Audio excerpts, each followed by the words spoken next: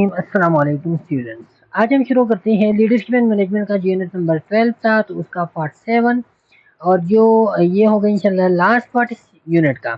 इसमें जो performance appraisal का एक और टेक्निक है और वो है अप्राइजल इंटरव्यू। तो उसी को जो है ना हम इन डिटेल में डिस्कस करेंगे कि किस तरह जो है ना परफॉर्मेंस अप्राइजल हम थ्रू इंटरव्यू जो है ना वो करते हैं। इसमें सिंपल ये होता है कि एक मैनेजर होता है या एचआर डिपार्टमेंट होता है, ह्यूमन रिसोर्स डिपार्टमेंट का मैनेजर होता है। और वो क्या करते हैं, वो एक एक एम्प्लॉय बुला के उससे जो है ना इंटरव्यू ले जाते हैं। उनके पास 1 महीना बाद, 3 महीने बाद, 6 महीने बाद, 5 महीने बाद, साल बाद, ये जो है ना ये प्रोसेस होता है। और इसमें जो उनके पास जितना भी वर्क होता है तो उसी के बारे में इनसे पूछा जाता है। उनके वर्क को जो है ना वो क्या किया जाता है, उनकी परफॉर्मेंस को जो है ना वो असेस किया जाता है। Okay, performance appraisal interview is an interview that conduct between the HR department or the manager and employee for year or 6 months later or 3 months, and the employee gets useful feedback information about how effectively and efficiently he is able to discharge the assigned duties. अब इसमें जब interview किया जाता है तो interview के बाद जो है ना उनसे उनकी फीडबैक सब कुछ जो है ना वो ली जाती है एम्प्लॉइज से। और जो एम्प्लॉइज का जो काम होता है, परफॉर्मेंस होता है, तो वो एम्प्लॉइज को कि आपने जो है ना पिछले 1 साल में आपने इतने इतनी अकम्पलिशमेंट की है, इतना इतना काम, इतना प्रोजेक्ट्स आपने कंप्लीट किए। तो एम्प्लॉइज को फीडबैक मिलता है, फीडबैक इंफॉर्मेशन इस एम्प्लॉइज को मिल जाती है कि आपने इतने इतने काम किए, हमारी ऑर्गेनाइजेशन को आपने इतना बेनिफिट दिया है। ओके, तो इसी वजह से जो है ना एम्प्लॉइज को फिर पता चलता है कि कितना इफेक्टिवली और एफिशिएंटली उन्होंने अपनी असाइन ड्यूटीज को डिस्चार्ज की और या उन्होंने जो है ना परफॉर्म की। तो फिर उनको पता चलता है कि मेरी वजह से जो है ना ऑर्गेनाइजेशन को कितना सक्सेस हो गया है। It also gives the opportunity to employee to explain his views about rating standard, rating methods, and internal external causes for low level of performance. इसी के थ्रू एम्प्लॉइज को ये भी पता चलता है कि रेटिंग्स क्या है, रेटिंग स्टैंडर्ड्स क्या है, फिर रेटिंग मेथड जो है ना वो क्या है, किस तरह जो है ना हमारी लेवल ऑफ परफॉर्मेंस जो है ना वो उनकी काजेज क्या थी, उनके इंटरनल काजेज जो है ना वो लो लेवल ऑफ परफॉर्मेंस की क्या थी, या किस तरह जो है ना हमने परफॉर्मेंस को एनहांस किया, उसकी काजेज क्या थी। तो इन सब इंफॉर्मेशन जो है ना वो एम्प्लॉइज को उधर डिटेल से डिस्कस की जाती है ड्यूरिंग द इंटरव्यू। अच्छा, purpose of performance appraisal interview क्या होता है? इसका purpose to provide an opportunity for employee to express themselves and performance related issues. अब एक तो एम्प्लॉय को मौका दी जाती है कि परफॉर्मेंस रिलेटेड जितने भी इश्यूज होते हैं तो उसमें वो क्या करते हैं, अपनी मौक़िफ़ को एक्सप्लेन करते हैं। It helps employees do a better job by clarifying what is expected of them. अब इसके साथ साथ एम्प्लॉय जो है ना वो क्या करते हैं कि उससे जो एक्सपेक्टेड की जाती है तो उनसे भी वो बेटर जॉब जो है ना वो क्या करते हैं, better job by clarifying what is expected of them. तो वो जो है ना अपनी जॉब्स को वो क्या करते हैं, एक्सप्लेन करते हैं। ओके, तो helps employee to do better job by clarifying what is expected of them. तो फिर एचआर जो है ना उनको एक्सप्लेन करते हैं कि आपसे जो है ना हम क्या एक्सपेक्ट करते हैं, कौन सी प्रोजेक्ट हम आपसे एक्सपेक्ट करते हैं। तो इसी के थ्रू जो है ना फिर वो क्या करते हैं, वो जो एम्प्लॉइज है वो अपने आप को सेल्फ अवेयर करते हैं और जॉब को बेहतरीन तरीके से परफॉर्म करते हैं। To let employees know where they stand, employees को ये भी पता चलता है कि आप कहाँ पे जो है ना कहाँ हो खड़े हो, आप जो है ना आपने कितनी प्रोजेक्ट्स आपने की हैं, आप जो है ना आप कितनी, मतलब ये कि इंसान को पता चलता है जब उनको फीडबैक दी जाती है उसके काम के बारे में कि वो कितने पानी में है। अच्छा, strengthen the superior subordinate working relationship by developing a mutual agreement of goals। अब जो है ना ये गोल्स को सेट करते हैं इधर, लेकिन गोल जो है ना वो क्या होते हैं, म्यूचुअल गोल्स होते हैं। तो इनके दरमियान जो वर्किंग रिलेशनशिप होते हैं वो और भी बिल्डअप होता है, क्योंकि गोल जो है ना उसमें गोल डिसीजन मेकिंग में सबॉर्डिनेट को जो है ना वो शामिल किया जाता है। To plan opportunities for development and growth, और डेवलपमेंट ग्रोथ के लिए जो है ना अपॉर्चुनिटीज को प्लान की जाती है। उनको कहा जाता है, एम्प्लॉइज को कहा जाता है कि आपने क्या क्या कर सकते हैं और कौन कौन सी जगहों में जो है ना इम्प्रूवमेंट की ज़रूरत है। तो ये सब जो है ना उसके लिए एक न्यू प्लान क्रिएट की जाती है। ओके, ये पर्पस है। अब इसका मेथड ऑफ अप्राइजल इंटरव्यू जो है ना वो क्या है? There are several kind of appraisal interview. इसमें tell and sell appraisal interview, tell and listen appraisal interview, problem solving appraisal interview और गोल सेटिंग अप्राइजल इंटरव्यू। तो ये डिफरेंट टाइप से अप्राइजल इंटरव्यू की। सबसे पहले हम पढ़ते हैं tell and sell appraisal interview. अब इसमें जो है ना क्या करते हैं, इसमें जो है ना मैनेजर वो एक्सप्लेन करते हैं एम्प्लॉय को कि आपने जो है ना आपने जो परफॉर्मेंस दी है उस परफॉर्मेंस एवेल्युएशन का या मॉनिटरिंग का जो फाइनल रिजल्ट आता है, तो उस रिजल्ट पे जो है ना वो परस्यूट करते हैं एम्प्लॉयज को। Okay, persuade employees to accept the manager evaluation, कि मैनेजर ने किस तरह आपको एवेल्युएट की है, तो उसी के बारे में उसको जो है ना परस्यू किया जाता है कि आपने पिछले साल जो काम किया है उसी के बारे में जो एक्सपीरियंस या जिस तरह एवेल्युएशन हमारे मैनेजर ने किए तो उसका रिजल्ट क्या है, उस रिजल्ट पे जो है ना वो परस्यू करते हैं एम्प्लॉयज को। And the tell and sell technique, the manager does most of the talking while the staff associate listen. अब इधर जो है ना मैनेजर ज्यादातर बातें करते हैं और जो स्टाफ एसोसिएट होते हैं, जो स्टाफ एम्प्लॉयज होते हैं, तो वो क्या करते हैं, वो सुनते हैं। The manager reports the result of the evaluation to the employees and tries to persuade the staff associate to improve।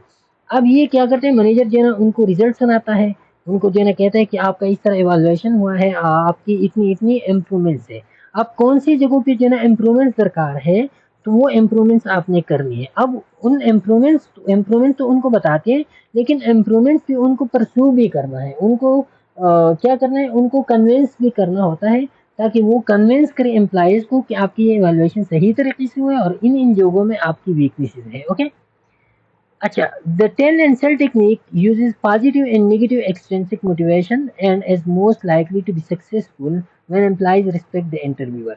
अब इसमें जो है ना क्या किया जाता है, इसमें पॉजिटिव और नेगेटिव एक्सट्रिंसिक मोटिवेशन यूज की जाती है। पॉजिटिव एक्सट्रिंसिक मोटिवेशन ये होते हैं कि उनको जो है ना बताया जाता है कि आप कि इतनी इतनी आपकी वीकनेसेस है, अब उन वीकनेसेस को आपने इम्प्रूव करना है, हम आपको जो है ना ये रिवार्ड वगैरह देंगे। तो ये क्या होता है, एक्सट्रिंसिक मोटिवेशन। या कुछ निगेटिव मोटिवेशन, एक्सट्रिंसिक मोटिवेशन, उनको कहा जाता है कि अगर आपने ये नहीं किया तो हम आपसे ये चीज़ें लेंगे, इसी वजह से वो मोटिवेट होते हैं, अपने काम फिर करते हैं। Okay, it is most likely to be successful when the employees respect the interviewer. अब ये तब सक्सेसफुल होता है जब एम्प्लॉय जो है ना वो इंटरव्यूअर को रिस्पेक्ट करते हैं, इंटरव्यूअर को सुनते हैं, उसको जो है ना अपना एक आइडियल जैसा मानता है, अपना सीनियर मानता है उसको, तो ये तब सक्सेसफुल होता है। लेकिन ये तब नहीं होता जब वो जो है ना इंटरव्यूअर की रिस्पेक्ट ही नहीं करती, वो उनको कहती है कि मैंने आपको जो है ना सिर्फ जवाबदेही करनी है, मैंने आपको ये चीज़ें एक्सप्लेन की। अब जो है ना वो उनकी जो बातें होती है उस पर ज़्यादा ट्रस्ट भी नहीं करता, ज़्यादा अमल में भी नहीं लेती। This method works best with new employees or individual who are new at the assignment। अब ये मेथड जो है ना किन लोगों के लिए ज़्यादा बेस्ट होता है, जो न्यू एम्प्लॉय होते हैं या वो एम्प्लॉय जिनको जो है ना आपने कोई न्यू असाइनमेंट दी है। अब जो इनमें सीनियर लोग होते हैं या जिनको आपने पहले से ये काम देते आ रहे हो, तो फिर वो आपकी बातें सुनती नहीं है, ना आपकी जो सजेशन होते हैं उनको ना सुनती है। ओके, अच्छा, manager provide feedback then actively. अब इसमें क्या होता है, ये दूसरा टेक्निक है। ओके, ये जो है ना न्यू टेक्निक है, टेल एंड लेसन टेक्निक, जो हमने ऊपर पढ़ा। टेल एंड लेसन मेथड में अब क्या होता है, the manager speaks for about the time and lets the staff associate speak for the reminder. अब इधर जो है ना ऊपर वाले सिर्फ मैनेजर बोलता था, अब इधर मैनेजर ने कुछ वक्त के लिए बोला और फिर जो है ना मैनेजर ने कान लगा के जो है ना एम्प्लॉयज को कहती कि अब आप ना आप जो है ना अपना जो रद्द-ए-अमल है वो आप पेश करो, अपना पॉइंट ऑफ व्यू जो है ना आप प्रेजेंट करो, तो फिर मैनेजर सुनता है और वो जो है ना वो बोलते हैं। Okay, manager provide feedback then actively listen to the employees perspective and concern. इधर मैनेजर जो है ना फीडबैक प्रोवाइड करते हैं, जो एवेल्युएशन होता है इसका रिजल्ट प्रोवाइड करते हैं, फिर जो है ना वो उनकी पर्सपेक्टिव को जो है ना वो सुनते हैं, एम्प्लॉयज की पर्सपेक्टिव को सुनते हैं। This method foster upward communication and allows the interviewer to learn and change views. अब इधर जो है ना एक तो अपवर्ड कम्युनिकेशन डेवलप होते हैं, employees to the higher authority या टू द इंटरव्यूअर या टू द मैनेजर वो बात करते हैं। दूसरा जो है ना इधर इंटरव्यूअर भी जो है ना इस बात पे वो कभी कभार आमादा करते हैं कि आपने इवैल्यूएशन या गलत की है, या ये जो सजेशन आप दे रहे हो तो ये सजेशन गलत है, तो इसी वजह से इंटरव्यूअर जो है ना वो अपनी पॉइंट ऑफ व्यू को वो चेंज करते हैं। Okay, tell and lesson works best where there is good relationship between the interviewer and interviewee। अब ये जो है ना ये भी उन कंडीशन में बेस्ट होता है जहाँ पे दोनों के दरमियान बेस्ट रिलेशनशिप हो, जहाँ पे जो है ना जो इंटरव्यू होता है सजेशन प्रेजेंट करें और फिर इंटरव्यूअर उनके साथ इतना जो है ना रिलेशनशिप, गुड रिलेशनशिप में हो कि वो इनकी बातें जो है ना दोबारा उनकी कंसर्न वो सुन ले। Interviewer can learn about staff associate needs and inspiration, और वो स्टाफ एसोसिएट की एम्प्लॉइज की नीड्स और इंस्पायरेशन को जो है ना वो क्या करते हैं, वो लर्न करते हैं उनसे भी। वो क्या करते हैं, इंटरव्यूअर जो है ना उनसे सीखते हैं या उनकी बातें जो है ना वो सीखते हैं और उनको उनकी वजह से अपने पॉइंट ऑफ व्यू को भी वो चेंज करते हैं। ओके। अच्छा, फिर एक और है प्रॉब्लम सॉल्विंग अप्राइजल इंटरव्यू।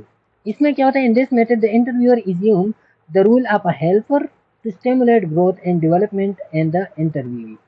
अब ये जो इंटरव्यूअर होते हैं एज अ हेल्पर वो काम करते हैं। वो क्या करते हैं, वो जहाँ भी जो है ना इंटरव्यू के वीकनेसेस होते हैं तो उसकी डेवलपमेंट और ग्रोथ के लिए उनको स्टिमुलेट करते हैं। ओके।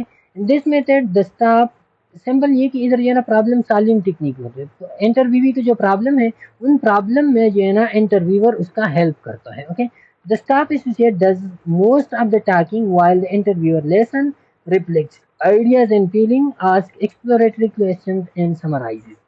अब इधर जो है ना स्टाफ एसोसिएट ज्यादा बातें करते हैं, जो ऊपर वाले की उससे भी स्टाफ एसोसिएट जो है ना वो ज्यादा बातें करते हैं, अपने प्रॉब्लम्स को डिस्कस करते हैं, अपनी आइडियाज फीलिंग जो है ना वो डिस्कस करते हैं और एक्सप्लोरेटरी क्वेश्चन करते हैं, ओपन इंडेड क्वेश्चन करते हैं और फिर जो है ना उनको समराइज करते हैं। Okay. It is an excellent method of problem solving and personal development.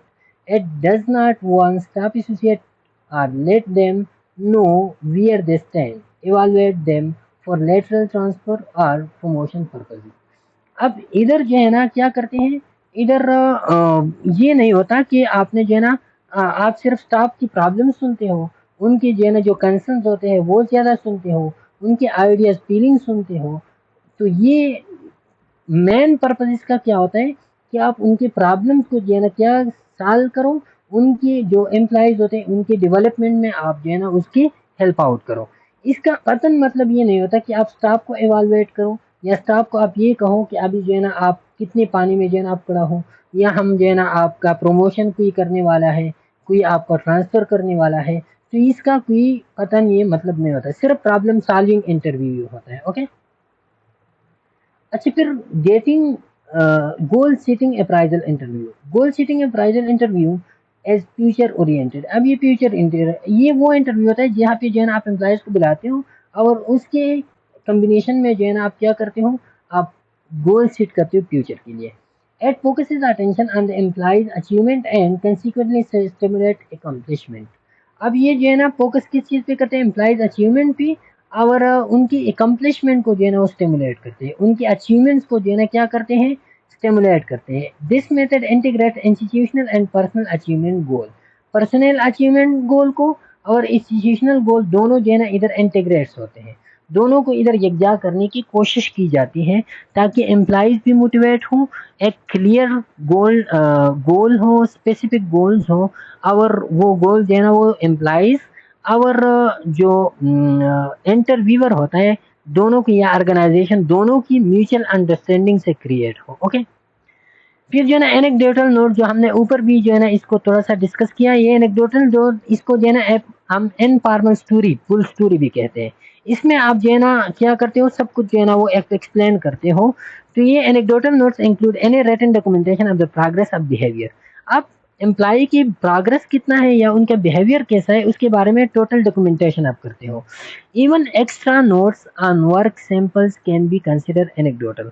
या जो है ना वर्क सैंपल पे आप एक्स्ट्रा नोट्स लिखते हो तो वो भी जो है ना किस चीज़ में कंसिडर की जाती है, वो भी एनेक्डोटल नोट्स में। आप जो वर्क सैंपल्स है उसके बारे में आप कोई एक्स्ट्रा नोट जो है ना वो लिखते हो तो वो भी एनेक्डोटल नोट्स में। मीन के सैंपल से एक ऐसे टाइप का होता है।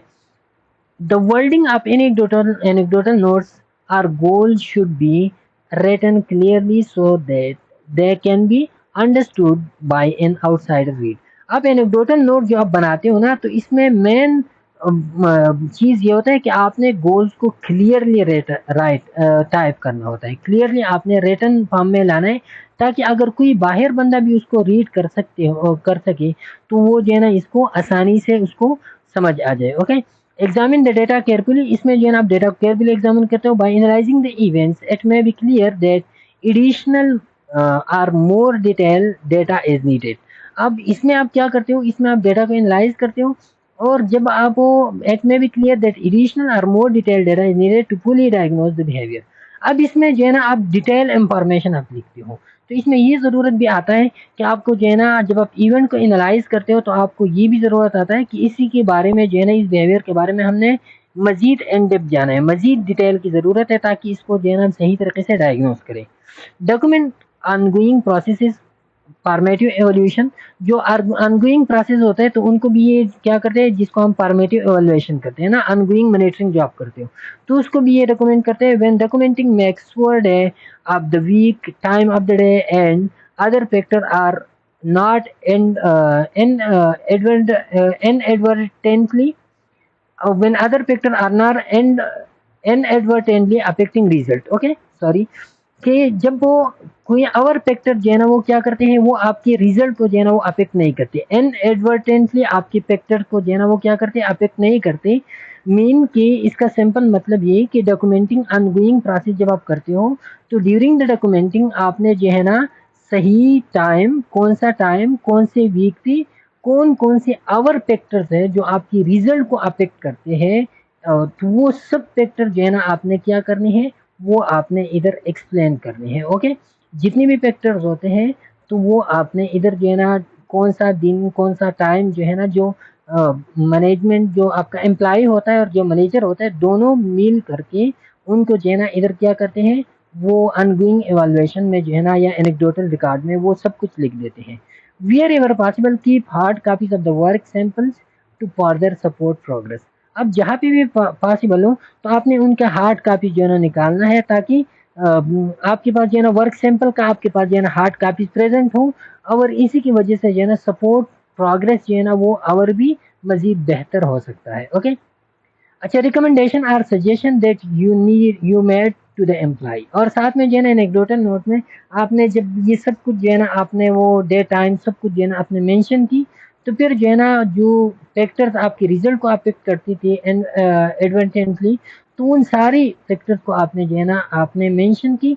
तो फिर आप एट द एंड में आप क्या करते हो, आप साथ में रिकमेंडेशन और सजेशन भी आप देते हो एम्प्लॉयज़ को कि कहाँ कहाँ पे अपने इम्प्रूवमेंट लाने। करेक्टरिस्टिक इसकी क्या होते हैं, एक तो simple report of the behaviour को सिंपली हम रिपोर्ट करते हैं, रिजल्ट डायरेक्टेड ऑब्जर्वेशन होते हैं, एक्यूरेट एंड स्पेसिफिक होते हैं ये, और फिर जो है ना gave context of the individual behaviour, एक बैकग्राउंड भी जो है ना इंडिविजुअल बिहेवियर के प्रोवाइड करते हैं। रिकॉर्ड्स टिपिकल और अनयूजुअल बिहेवियर, और जो टिपिकल अनयूजुअल बिहेवियर होते हैं तो उनको भी क्या करते हैं मीन की जो बिहेवियर जो है ना आम नहीं होती, जो बिहेवियर जो है ना वो यूजुअल नहीं होती तो उनको भी क्या करते हैं रिकॉर्ड करते हैं। ओके, पोटेंशियल अप्राइजल प्रॉब्लम कौन कौन सी है, अब कौन कौन सी अप्राइजल प्रॉब्लम जो है ना वो ड्यूरिंग द इंटरव्यू वो आते हैं, इसमें आता है लेनेंसी एरर है, रिसेंसी एरर है, हालो एरर है, फिर जो है ना सेंट्रल टेंडेंसी एरर है, फिर राइट एंड कमेंट्स प्रॉब्लम है। ओके, सबसे पहले जो प्रॉब्लम है वो है लेनेंसी एरर।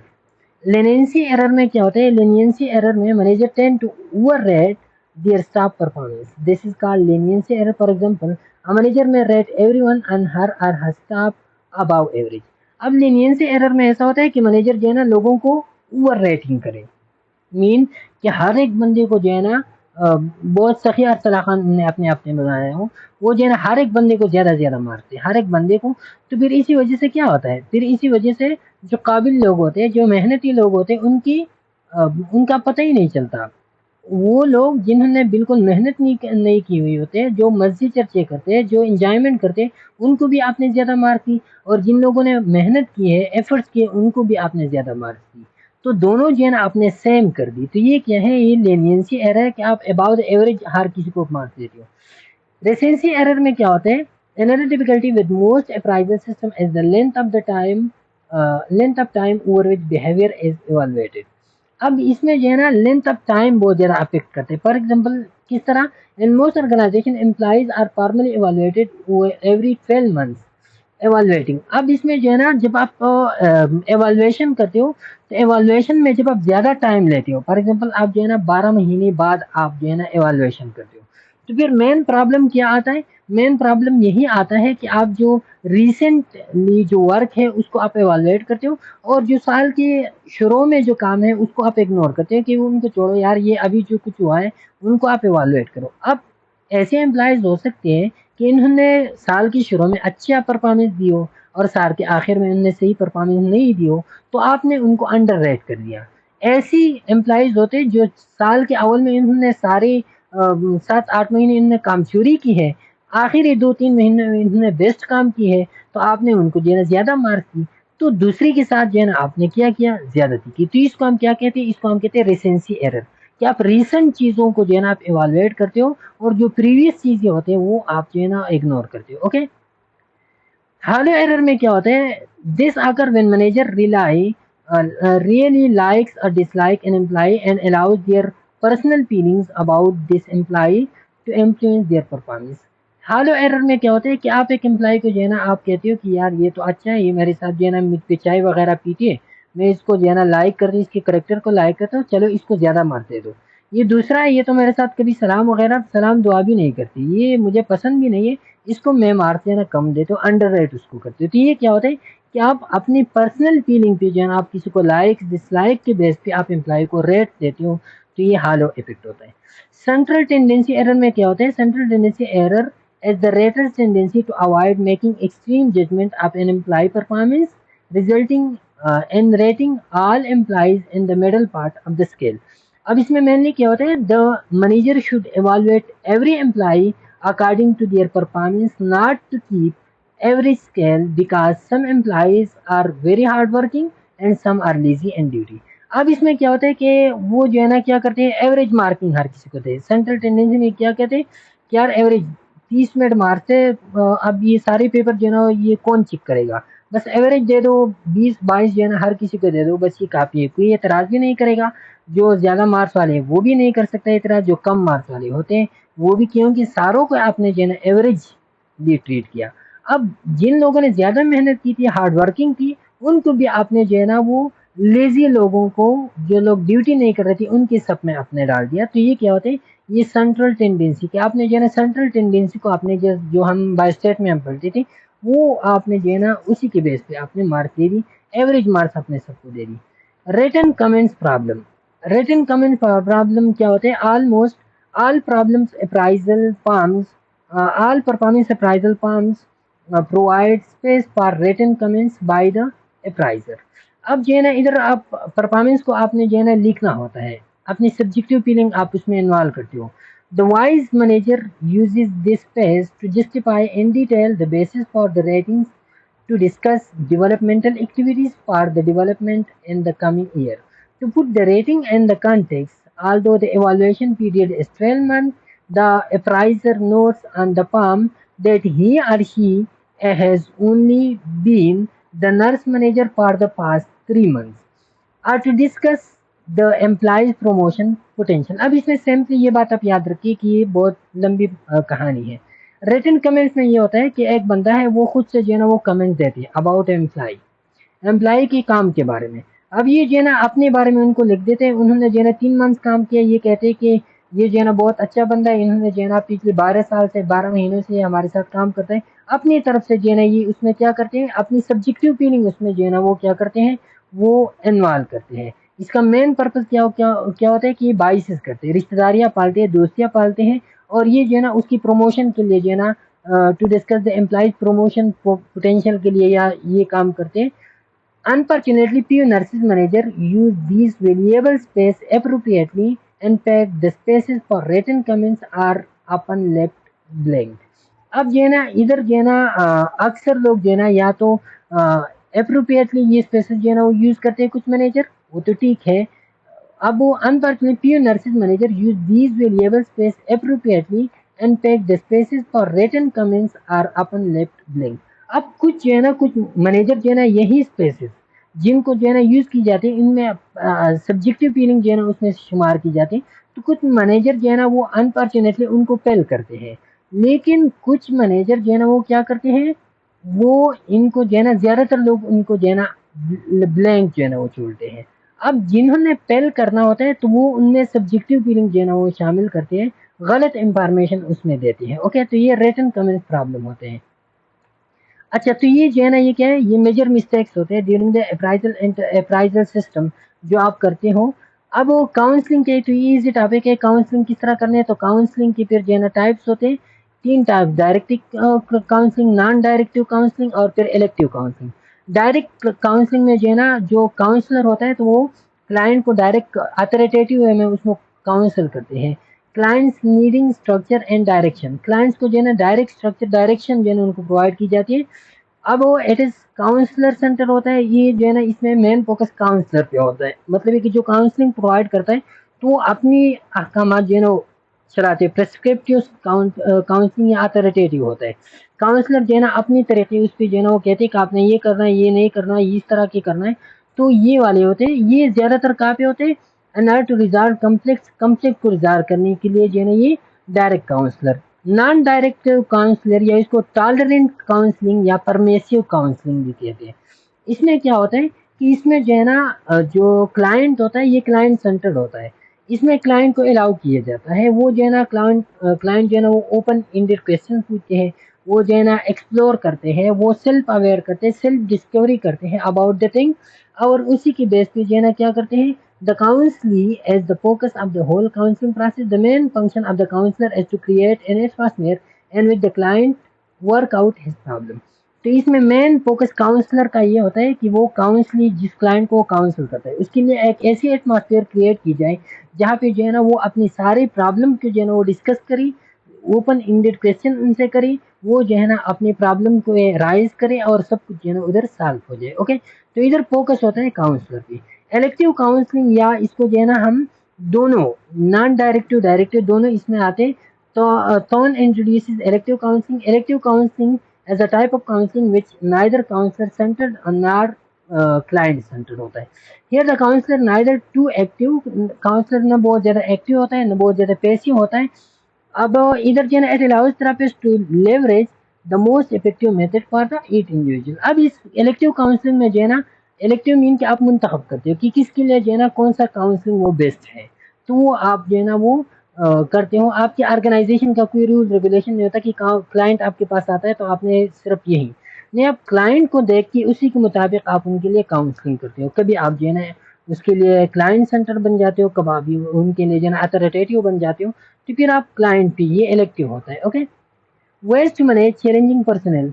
चैलेंजिंग पर्सनल को आपने किस तरह जो है ना मैनेज करना है, तो ये जो है ना लास्ट ऑब्जेक्टिव जो उधर है, listen and give clear behavioural feedback आपने उनको देना है, उसकी behaviour focus on specific behaviour that are causing problem. अब इधर जो है ना आपने क्लाइंट को या एम्प्लॉय को आपने जो है ना पर्सनल अटैक उस पर नहीं करनी, जिस बिहेवियर उसका खराब है उस बिहेवियर के बारे में उनसे जो है ना आप बात करो कि आपकी आपने जो है ना उस पर पर्सनल अटैक नहीं करनी होती। डॉक्यूमेंटेशन आपने करना है ताकि आप जो एम्प्लॉय, जब आप एम्प्लॉय को मैनेज करते हो तो आप ऑब्जेक्टिवली उसको मैनेज करो थ्रू एविडेंसेस, आपके पास डॉक्यूमेंट्स और उसकी बेस पे जो है ना आप उसको मैनेज करो कि आपने ये प्रॉब्लम। बी कंसिस्टेंट, आप जो है ना कोई फेवरेटिज्म वगैरह जो है ना आप नहीं करेंगे, उसके साथ पीयरफुल आप रहेंगे। ओके, फेयरनेस आप set consequences of thing do not change. अब फिर भी एम्प्लॉय में जो है ना कुछ चेंज नहीं हुआ तो फिर आप उसके लिए कंसिक्वेंसेज कि अगर आपने जो है ना ये बिहेवियर नहीं छोड़ा, ये जो है ना ये प्रोजेक्ट आपने कंप्लीट नहीं की, तो फिर आपको इतना पनिशमेंट मिलेगा या आपको हम रिवॉर्ड देंगे अगर आपने जो है ना इस बिहेवियर को छोड़ा या न्यू बिहेवियर को आपने अपनाया। वर्क थ्रू कंपनी प्रोसेस, जो आपका कंपनी का डिटेल होता है तो उसी की बेस पे जो है ना आप काम करते रहो। ओके, आप कंपनी का जो रूल प्रोसीजर होते हैं, रूल रेगुलेशन, तो उसी के साथ साथ आप चलते रहो। मैनेज योर सेल्फ टॉक, और सेल्फ टॉक को आप भी मैनेज करो। आप ऐसा ना हो कि आप जो है ना या तो बहुत ज़्यादा जजमेंटल बन जाओ या बहुत ज़्यादा talkative in front of the personal बन जाओ। तो आपने जो है ना क्या करना है, आप जो है ना काम रहेंगे, आप प्रोफेशनल वे में जो है ना आप डील करेंगे एम्प्लॉयज़ को। चैलेंजिंग एम्प्लॉयज़ का मतलब ये जो झगड़ालू वगैरह एम्प्लॉयज़ होता है, तो उसको आपने इन तरीकों से मैनेज करना होता है। तो ये था हमारा लास्ट टॉपिक इस 12th नंबर यूनिट का। इंशाल्लाह फिर नेक्स्ट लेक्चर की मुलाकात होगी, तब तक के लिए इजाज़त दीजिए। अल्लाह हाफिज़।